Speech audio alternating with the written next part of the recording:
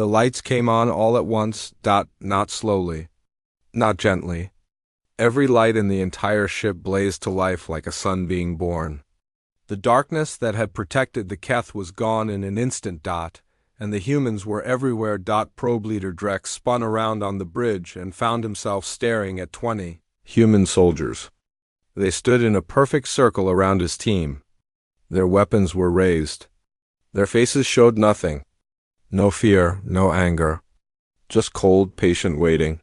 "Do not move," said a calm voice. Captain Una Park walked through the soldiers and stopped in front of Drex. She was shorter than him. Much shorter. But somehow she seemed larger. Her eyes were dark and steady, and they looked at him like he was already dead. "You were warned," she said simply. "You did not listen." Drex tried to raise his weapon. A human hand grabbed his arm and twisted. He heard a crack. Pain exploded through his body. He fell to his knees, screaming. The other Keth soldiers dropped their weapons immediately. The same thing happened all over the ship.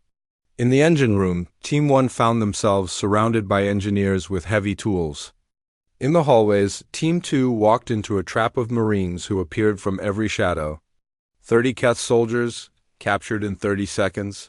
Without a single human firing a shot, on the whisper of truth, High Probe Master Ven watched in shock. His screen showed Keth soldiers on their knees, hands behind their heads, surrounded by an army that had appeared from nowhere. "How?" he whispered. "How is this possible?" Science Lead Tira was working frantically at her station. "They were never disabled, High Probe Master. They were hiding, waiting. They knew we were coming the entire time." "That cannot be." Ven's voice was weak. "Our scans showed no life signs. No power, nothing." "They fooled us," Tira said. "They made themselves look dead. And we walked into their trap." Lieutenant Taiho Kim's face appeared on every Keth screen. He was a young man with sharp eyes and a sharper smile. "Attention, Keth vessel," he said. "You have committed an act of war against the Terran Republic. You entered our ship without permission. You threatened our people. You have 30 seconds to recall your soldiers and leave this area. If you do not, we will consider it an act of aggression, and we will respond accordingly." Subcommander Rule grabbed Ven's arm. "High Probe Master, we must retreat. We cannot fight them. We do not know what they are capable of." But Ven was not listening. His pride was wounded. His reputation was ruined. He had been fooled by primitives, and the shame burned in his chest like fire. "No," he said. "We do not run from anyone." Tira was still downloading human records when she found something that made her stop breathing. Medical files. Scientific studies. Reports on human biology that no species was ever meant to see. She read about their eyes, which could see in darkness and in blinding light. She read about their ears, which could hear heartbeats through walls. She read about their skin, which healed itself and grew stronger after every wound. But the worst was their minds. Humans could push through pain that would kill other species. They had something called adrenaline, a chemical that made them faster and stronger when they were afraid. They had something called endurance, the ability to keep moving when their bodies were broken and bleeding. They had something called spite, the desire to survive just to prove that they could.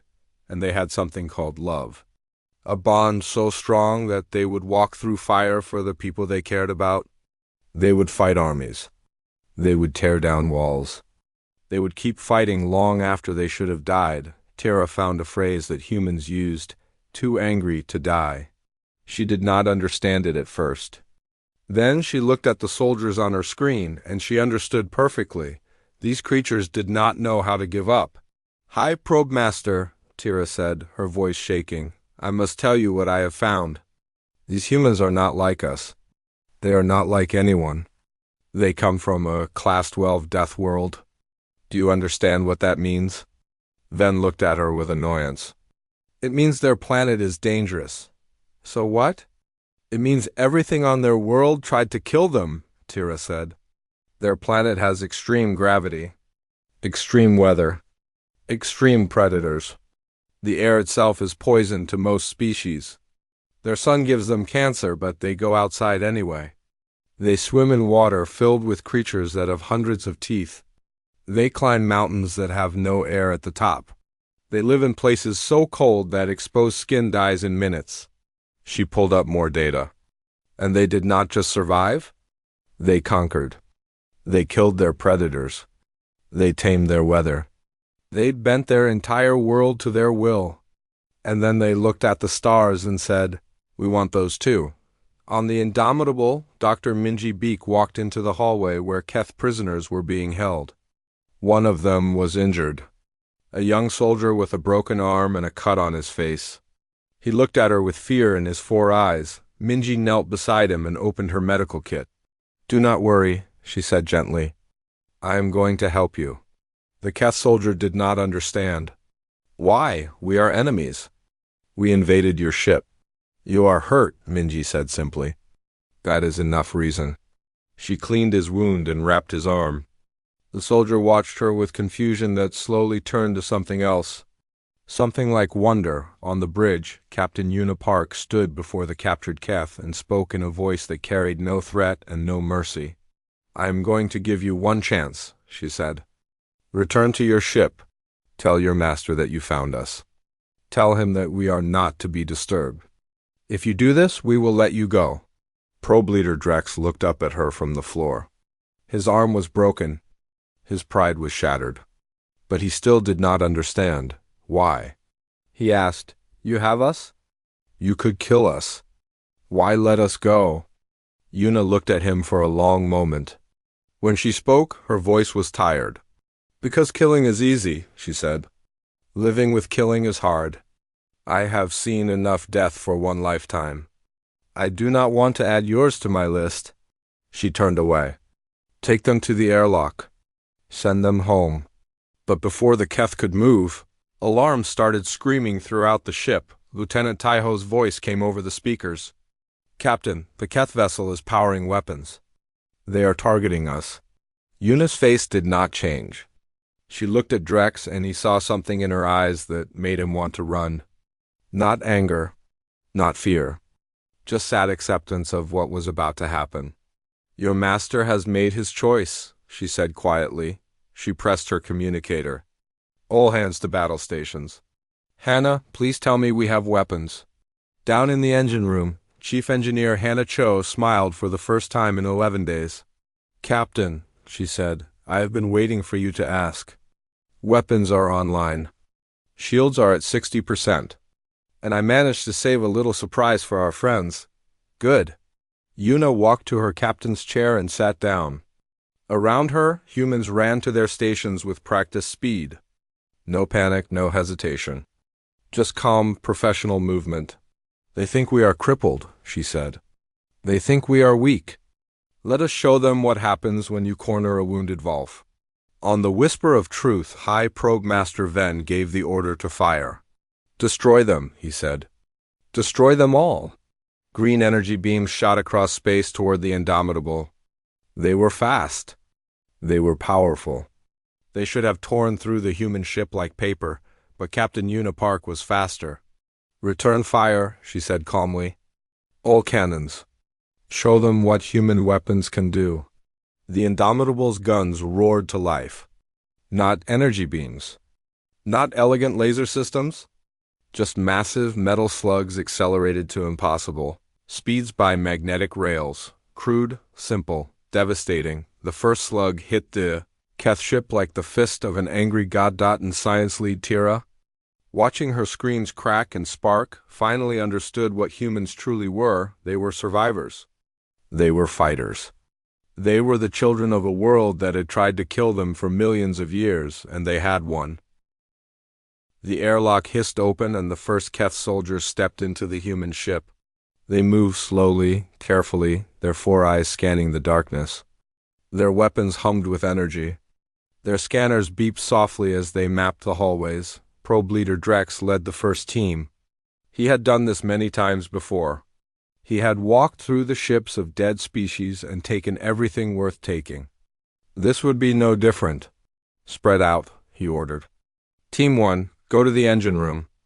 Team 2, find their computer core. Team 3, with me to the bridge." The Keth split into 3 groups of 10 and moved deeper into the ship. At first, they found what they expected. Dark hallways, cold air, silence, but then they started to notice strange things. There were pictures on the walls. Not technical drawings or maps, but paintings. Colors and shapes that made no sense to Keth eyes. One picture showed a sunset over blue water. Another showed mountains covered in white snow. Another showed a family sitting together, smiling. "What is this?" one soldier asked. "Decoration," Drex answered. "These humans waste resources on useless things. Ignore it." But he could not ignore the next thing they found, a room filled with small chairs. Small tables. Drawings made by children hanging on strings. Toys scattered on the floor. A place where young ones learned and played. "They bring children onto a warship," a soldier whispered. "They bring their offspring into battle." Drex felt something cold in his stomach. The Keth did not do this. The Keth kept their young ones far from danger, hidden in safe colonies. What kind of species brought babies to war? On the Whisper of Truth, science lead Tira watched through the soldiers' cameras. She was recording everything, analyzing everything, and she was starting to feel afraid. "High Probe Master," she said quietly, "these humans are strange. Their ship is not designed like other species. It has living spaces, comfort areas, art." Ven did not care. "Just find their technology, Tira. That is all that matters." But Tira could not stop watching, could not stop wondering. What kind of creatures decorated their warships like homes? Deep in the ship, Team 1 reached the engine room. They found Hanacho's work area, filled with scattered tools and broken machinery. But they did not find Hana. She was hiding in a maintenance tunnel above them. Watching through a small crack, her hands were steady. Her breathing was slow. She had turned off every machine, every light, every beeping device. The engine room was silent as a grave. The Keth soldiers scanned the hyperdrive core. They could not understand it. Human technology was so different from theirs. It was rough and simple, but also powerful in ways they had never seen. "This is primitive," one soldier said. "How do they even travel between stars with this?" Another soldier touched the hull. "This metal is strange. So thick, so heavy. Why would anyone build a ship so heavy?" They did not know that Earth's gravity was twice as strong as their homeworld. They did not know that humans built heavy things because humans themselves were heavy. Dense bones, thick muscles. Bodies made for a planet that tried to kill them every day. On Deck 5, Team 2 searched for the computer core. They walked past the medical bay without stopping. Inside, Dr. Minji Beek held her breath. She had hidden 12 wounded crew members under beds and inside storage cabinets. One of them was a young soldier with a broken leg. He was biting his own hand to keep from crying out in pain. Minji put her finger to her lips. "Stay quiet. Stay still." The Keth shadows moved past the door and continued down the hallway. In the ceiling above Team 2, Sergeant Woojin Lee crawled through the ventilation shafts. He moved like a ghost. No sound, no light. Just silent movement through the metal tunnels. Below him, 10 Keth soldiers walked in a group. They had no idea he was there. They had no idea that 50 human Marines were following them through the walls. The floor of the darkness itself, Team 3 reached the bridge. Probe Leader Drex stepped through the door and found it empty. Screens were dark. Chairs were abandoned. But the room was warm. Too warm for a dead ship. "Someone was here recently?" Drex said. "The heat signature is fresh." He walked to the captain's chair and touched it. Still warm. As if someone had been sitting there just moments ago, Drex felt the cold feeling in his stomach grow stronger. This ship was not dead. This ship was waiting. "High Probe Master," he spoke into his communicator. "I recommend we leave immediately. Something is wrong here." On the Whisper of Truth, Sub-Commander Rule agreed. "He is right, High Probe Master. We should pull back and study them from a safe distance." But Ven shook his head. "No, I will not leave without their secrets. Keep searching. Find me something useful." On the Indomitable, Captain Una Park listened to everything through hidden microphones. She knew exactly where each Keth team was. She knew exactly how many there were. She knew exactly when to strike, but not yet. Let them go deeper. Let them feel safe. Let them think they had won. Science lead Tira was still watching when she noticed something strange. The human ship had old records in its emergency computer. Records that were not protected. She started to download them, and what she found made her blood freeze. Images of Earth, a blue and green planet covered in storms and fire and ice. Massive creatures with sharp teeth. Plants that made poison. Weather that could destroy cities. And everywhere the humans, fighting, surviving, building. She found their history. Wars that killed millions. Diseases that killed billions. Ice ages that covered their world in frozen death. And still the humans survived. Still they grew stronger. Still they reached for the stars. What are these creatures? Tira whispered to herself. She found one file that explained human biology. Her 4 eyes went wide with horror. Humans could run for entire days without stopping. Their hearts pumped blood even when damaged. Their bones became stronger after breaking. They produced chemicals that let them ignore pain, ignore fear, ignore death itself. They healed from wounds that would kill any Keth, and worst of all, they were pack hunters. They formed bonds with anything. Other humans, animals, even machines. Once a human decided you were family, they would die for you. They would kill for you. They would never, ever stop. Tira's hands were shaking as she sent an urgent message to Ven. Hi, Probe Master, we need to leave. These humans are not like other species. They are predators from a death world. They are dangerous beyond anything we have ever seen. Ven read her message and laughed. You are afraid of primitives, Tira? They are floating in a broken ship with no power. What can they do to us? At that exact moment, every screen on the Indomitable flickered to life. All at once. All together. And every screen showed the same message written in the Keth language. Leave. Probe Leader Drex stumbled backward. His soldiers raised their weapons in panic. But there was nothing to shoot. Just empty rooms and glowing screens and that one terrible word. Leave. On the whisper of truth, Ven stared at his monitors. For the first time, he felt a small seed of doubt. How did they know our language? Rule asked quietly. No one answered. No one knew. Deep in the ship, Captain Una Park stood in the shadows and watched the Keth panic on her screens. She had given them a warning. One chance to go home. One chance to survive. She hoped they would take it, but she knew they would not. Ven's voice came through the communicators, angry and proud. Continue the mission. Find their captain. Find their weapons. Show these humans that the Keth Dominion does not run from anyone. Una closed her eyes for a moment. Then she opened them again, and all the softness was gone. So be it, she whispered. She pressed a button on her communicator. All hands. Prepare to wake up. And in the darkness of the ship, 2,000 humans opened their eyes. The HSS Indomitable floated in the darkness of space like a dead whale in a black ocean. No lights, no movement. Just silence and the cold stars watching from far away. Captain Una Park stood on the bridge and looked at the emergency screens. Red warnings blinked everywhere. The ship had been like this for 11 days now. 11 days since the hyperdrive exploded. 11 days since they became trapped in the middle of nowhere. Power levels at 9%, Captain, said Lieutenant Taiho Kim from his station. His voice was tired but steady. Life support will last another 6 days. Maybe 7 if we stop heating the lower decks. Una nodded slowly. She was a small woman with short black hair and eyes that had seen too many battles. Her crew loved her because she never lied to them. She never promised things she could not give. And she never ever gave up. Keep the heat, she said. Our people need to stay warm. We will find another way.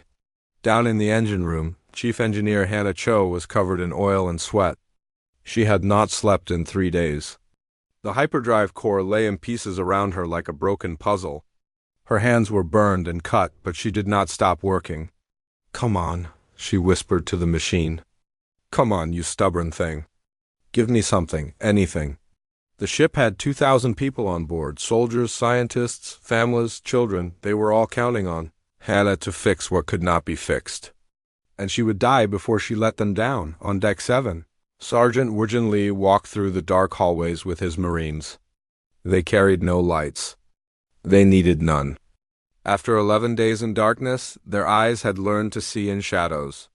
"Stay sharp," Wurgen told his team. "We do not know what is out there. We do not know who is watching." He was right to worry. Far away, hidden behind a small moon, a ship watched the Indomitable with great interest. The ship was long and thin like a needle made of black metal. It belonged to the Keth Dominion, and its name was the Whisper of Truth. High Probe Master Ven sat in his command chair and studied the human vessel on his screens. He was tall for a Keth, with gray skin and 4 eyes that never blinked. His people had ruled 12 star systems. They had stolen technology from 100 species. They were collectors, thieves, and scientists all at once, and now they had found something new. "What do we know about them?" Ven asked. Science lead Tira stepped forward. She was younger than Ven, with quick movements and a curious mind. "They call themselves humans, High Probe Master. They come from a planet called Earth.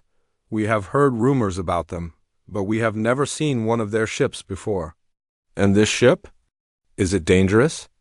Tira looked at her data. "It appears to be dead, High Probe Master. No weapons are active. Power is almost gone. I believe the crew is dying or already dead." Ven smiled. It was not a kind smile. "Then this is a gift. We will board their ship. We will take their technology. We will learn everything about these humans."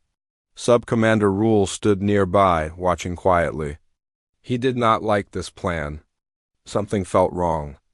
The human ship was too quiet, too still, like an animal pretending to sleep. "High Probe Master," Rule said carefully, "should we not send a message first? Ask who they are? What if they are not as weak as they appear?" Ven laughed. "You worry too much, Rule. Look at them. They are floating in the dark like lost children. They cannot hurt us. They do not even know we are here." But Ven was wrong. On the Indomitable, Lieutenant Taiho suddenly sat up straight. His screen showed something new. "Something bad." "Captain," he said, his voice sharp. "We have company." Yuna walked to his station and looked at the data. A ship, unknown design. It was scanning them, studying them, like a predator watching wounded prey. "Can they see us?" Yuna asked. "They can see the ship," Taiho said. "But I do not think they know we are alive. Our power is so low that we look dead." Yuna stood very still. Her mind was racing. They had no weapons, no engines, no way to run or fight. But she was not afraid. She had been in worse situations before. "Tell no one," she ordered quietly. "Let them think we are dead. Let them come." Taiho looked at her with surprise. "Captain? You want them to board us?" "Yes." Yuna's eyes were cold now. "Cold and dangerous. If they come to us, we will be ready. 2,000 humans against whatever they send. Let them learn what happens when you disturb a sleeping Volf." She pressed the ship-wide communicator. Her voice was calm and clear. "All hands, this is the captain. We have visitors coming. They think we are dead. They think we are weak. They are wrong. I want everyone to hide. Stay quiet. Stay still. And when I give the word, we show them who we really are." In the darkness of the ship, 2,000 humans heard her words. Soldiers checked their weapons. Parents held their children close. Engineers gripped their tools like clubs. Dr. Minji Beek in the medical bay covered her patients with blankets and hid them in storage rooms. No one panicked. No one cried. They were humans. They had survived ice ages and plagues and wars that burned entire continents. They had crawled out of caves and reached for the stars. A few aliens with scanning equipment did not scare them. On the whisper of truth, High Probe Master Ven gave the order. Send the boarding teams. I want everything. Their weapons. Their computers. Their bodies if necessary. Go now. 30 Keth soldiers entered small transport pods and flew toward the silent human ship. They carried probes and scanners and tools for cutting through metal. They expected to find corpses and cold machines. They had no idea what was waiting for them in the dark. Captain Unipark watched them come on her emergency screens. She said nothing. She did not move. She simply waited, like a spider in the center of her web. The first Keth pod connected to the Indomitable's hull with a soft clang, and somewhere in the ship, Sergeant Wujin Lee smiled in the darkness. The hunt was about to begin. Space exploded into fire and metal. The Keth ship twisted in pain as the human weapons tore through its shields like they were made of paper. Sparks flew across the bridge. Consoles exploded. Soldiers screamed as they were thrown from their stations. High Probe Master Ven held onto his chair and stared at his screens in disbelief. His ship was the Whisper of Truth, one of the most advanced vessels in the Keth Dominion. It had conquered dozens of species. It had never lost a battle, and now it was being destroyed by primitives. How? He shouted. How are they doing this? Our shields should stop any weapon. Science lead Tira pulled herself up from the floor. Blood ran down her face from a cut on her head, but she was still working, still analyzing. Their weapons are not energy-based, she reported. They are physical. Solid metal moving at extreme speeds. Our shields are designed to deflect energy. Against kinetic weapons they are nearly useless. Then adapt. Change the shield frequency. I cannot, High Probe Master. We have never faced anything like this. No one uses physical weapons anymore. No one except... She looked at her screens with new understanding. Except species that have been fighting for so long that they have perfected the art of destruction. On the Indomitable, Lieutenant Taiho Kim worked his targeting console with the focus of a surgeon. Each command he gave was precise. Each shot he ordered found its mark. Direct hit on their engine section, he reported. Their shields are failing. They are trying to retreat. Captain Una Park watched the battle unfold on her screens. Her face showed nothing, but inside she felt the weight of every decision. Every shot was a choice. Every explosion was a life. Keep firing, she ordered. Do not let them escape to bring reinforcements. The Keth ship launched everything it had. Drones swarmed toward the Indomitable like angry insects. Probe weapons fired from every angle. Energy beams cut through space in desperate patterns, but the humans were ready. Point defense cannons filled the space between the ships with a wall of metal. Drones exploded by the dozens. Probe weapons were shot down before they could reach their targets. And through it all, the Indomitable's main guns kept firing. Kept hitting, kept destroying. In the engine room, Hana Cho was covered in sweat and speaking to her machines like they were old friends. Come on, she muttered. Hold together for me. Just a little longer. I know you are tired. I know you are hurt. But we need you. We all need you. The ship groaned around her. Metal bent. Systems failed. Warning lights covered every wall. But the Indomitable kept fighting. On the Whisper of Truth, Sub-Commander Rule made a decision. He walked to Ven's chair and spoke in a voice that everyone could hear.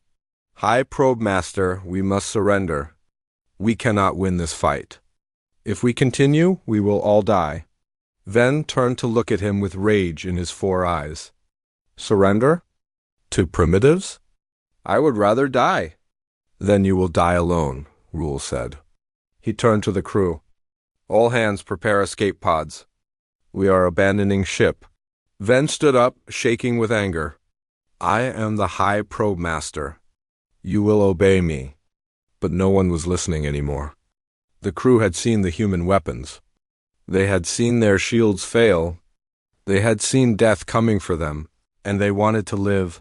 Science lead Tira stayed at her station even as others ran for the escape pods. She was still downloading human records. She had to understand. She had to know what these creatures truly were. She found their music. Songs of war and songs of peace. Songs of love and songs of loss. Melodies created in the darkest times of their history when millions died and cities burned. Even then, even in the middle of destruction, they made beauty. She found their stories. Tales of heroes who fought against impossible odds.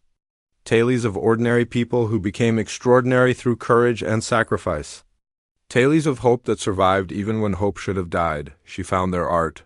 Paintings made in prisons. Sculptures carved by people who had lost everything. Poems written by soldiers who knew they would not survive the night, and she understood at last, humans were not just survivors. They were not just fighters. They were creators, dreamers, lovers of life even when life tried to destroy them. They carried beauty in one hand and destruction in the other, and they used both with equal skill. A terrible people. A wonderful people. A people who could not be defeated because they did not know how to stop trying. The whisper of truth was breaking apart now. Explosions ripped through its body. Fires burned in every section. Escape pods launched into space like seeds from a dying flower, but Ven would not leave. He stood alone on his crumbling bridge, staring at the human ship on his failing screens. His pride would not let him run. His shame would not let him surrender. Fire everything, he ordered the empty room. All weapons. Everything we have left. The Keth ship's remaining weapons charged for one final attack. Not enough to destroy the Indomitable, but maybe enough to hurt it. Maybe enough to kill some of them. On the human bridge, Taiho's screens lit up with warnings. Captain, they are preparing a final assault. Full power to remaining weapons. They are aiming for our bridge. Yuna looked at her screens. She saw the Keth ship dying. She saw Ven standing alone, choosing death over defeat. She understood him in a way. Pride was a powerful thing. It could make you strong. It could also make you stupid. Hana, she said into her communicator, can you give me one jump? Just one small jump? Down in the engine room, Hannah looked at her broken hyperdrive. It was a mess of burned wires and cracked crystals. It should not work. It could not work, but Hana was human. And humans did not believe in impossible. Give me 30 seconds, she said. She worked faster than she had ever worked in her life. Her hands moved like magic, connecting wires, replacing crystals, whispering prayers to machines that should have been dead. Come on, she begged. One more time. One more jump. For me. For all of us. The hyperdrive hummed. Then it groaned. Then it screamed, now. Hana shouted. Yuna pressed the jump button. The Indomitable disappeared from space. For one heartbeat, it existed nowhere. Then it appeared again, right next to the Keth ship. So close that their hulls almost touched. Inside the enemy's shields, Ven looked out his window and saw the human ship filling his entire view. He saw its guns turning toward him. He saw death, and at last he understood he had not been fighting primitives. He had been fighting the most dangerous species in the galaxy. And he had lost. Fire, Yuna said quietly. The Indomitable unloaded every weapon it had at point-blank range. The whisper of truth exploded in a ball of fire and metal that lit up the darkness of space like a new star on the human bridge. No one cheered.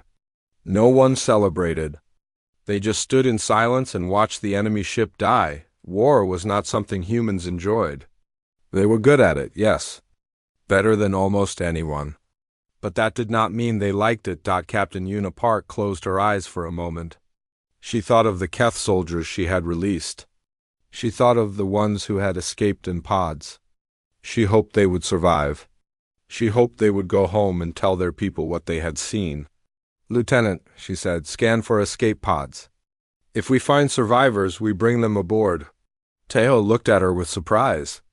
Captain? They tried to kill us, I know. Yuna opened her eyes. But we are not them. We do not leave people to die in the cold of space.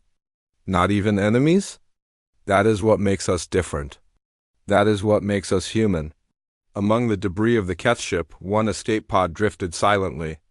Inside, Science Lead Tira held her data device close to her chest. She had everything. The human records. The human history. The human truth. She looked out her small window at the human ship. It was damaged and burned, but still alive. Still standing. Still fighting, and she knew what she had to do. She had to go home. She had to tell the Dominion. She had to warn them about the species called human, because if they did not listen, if they sent more ships, if they tried again, humans would come for them. And they would not stop. They would never stop. That was the most terrifying thing about humans. They always came back.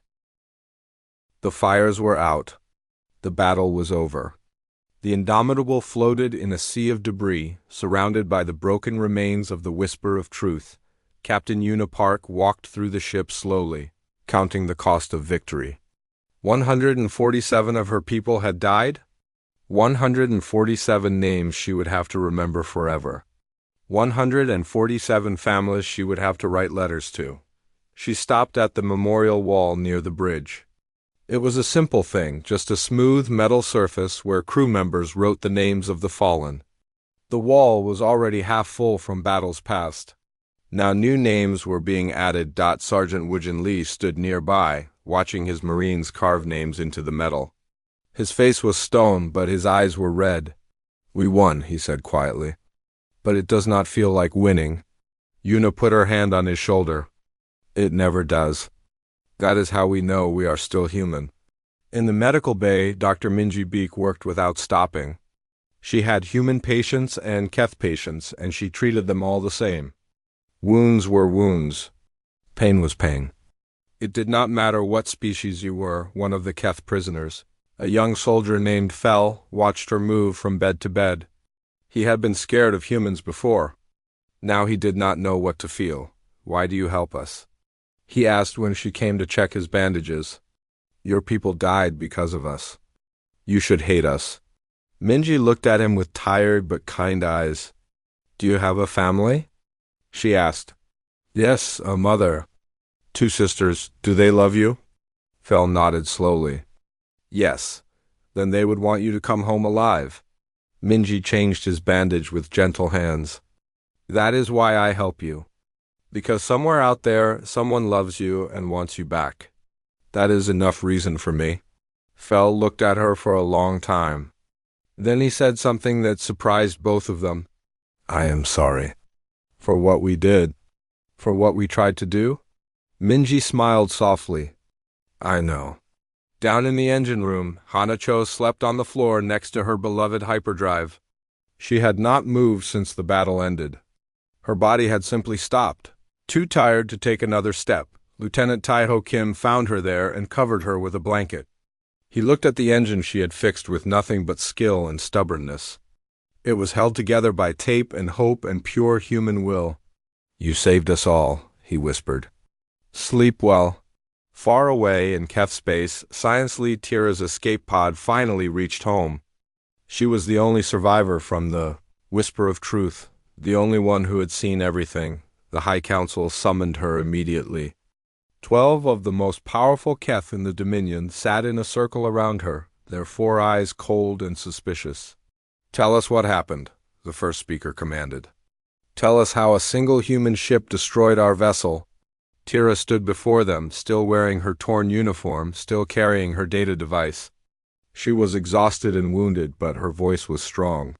"I will tell you," she said. "But first, you must listen to this." She pressed a button on her device.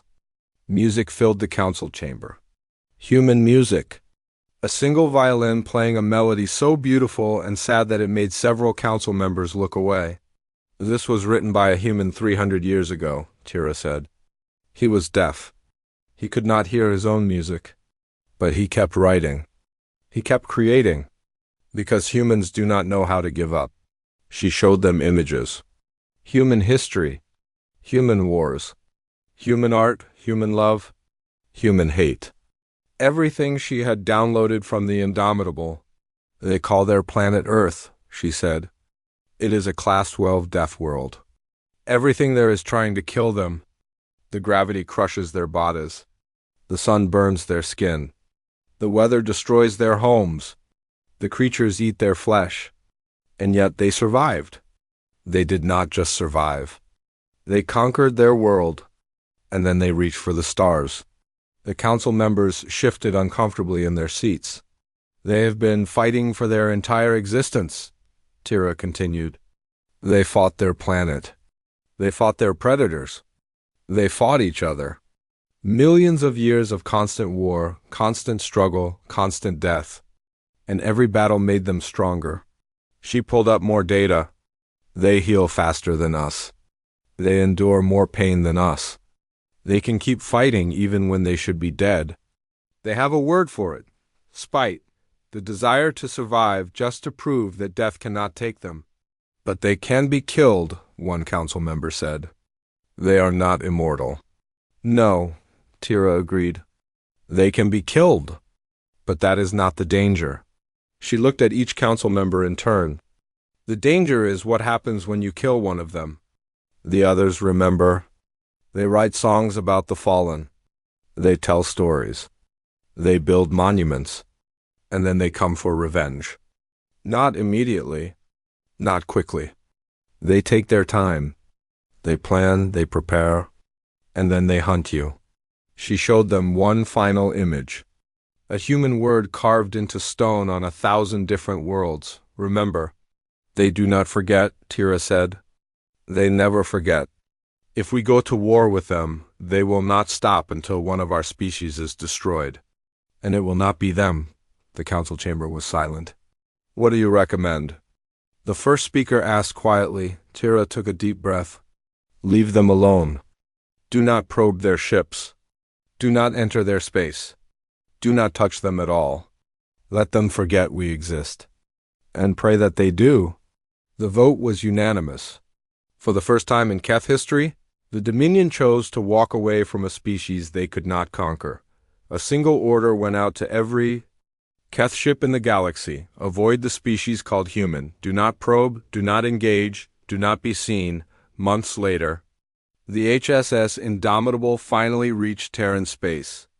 The ship was battered and burned, held together by patches and prayers. But it was alive. And so were its people. Captain Una Park stood on the bridge as Earth appeared on her screens. Blue and green and white spinning slowly in the darkness. Home, we made it, Taiho said softly. We made it, Una agreed. Hannah Cho walked onto the bridge. Still covered in engine grease, still exhausted, but smiling. The ship will need a complete rebuild, she said. But she got us home. That is all that matters. Woojin Lee joined them. Followed by Minji Beek, the five of them stood together looking at their planet, thinking about everything they had survived. What do you want me to put in the report? Taiho asked. Una thought about it for a moment. She thought about the Keth who had probed them. She thought about the battle. She thought about the prisoners they had released and the message Tira was probably delivering right now. Tell them we made first contact, she said finally. Tell them it went well. Taiho raised an eyebrow. Went well. We are alive. They are not coming back. That is as good as first contact can go. Hannah laughed. Woojin shook his head. Minji smiled quietly. The Indomitable began its descent toward Earth. Below, people would be waiting, families, friends, officials who wanted reports and debriefs. A galaxy that did not yet know how close it had come to war, but that was a problem for tomorrow. Today, they were going home. Captain Una Park looked at her crew one last time. These people who had fought beside her, who had trusted her, who had survived the impossible because they refused to give up. Thank you, she said. All of you. For everything. No one answered. No answer was needed. They were human. They were family. And that said everything.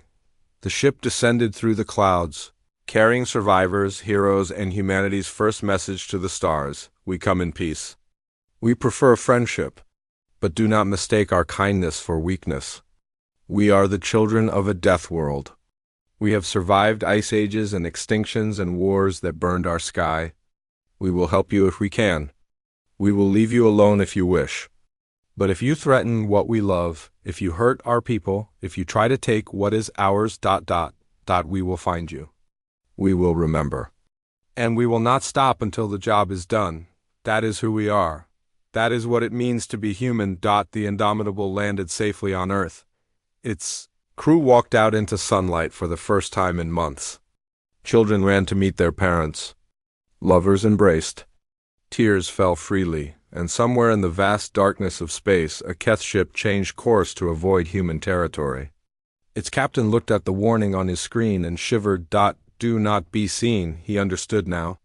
The whole Dominion understood. Some species were meant to be conquered. Some species were meant to be studied.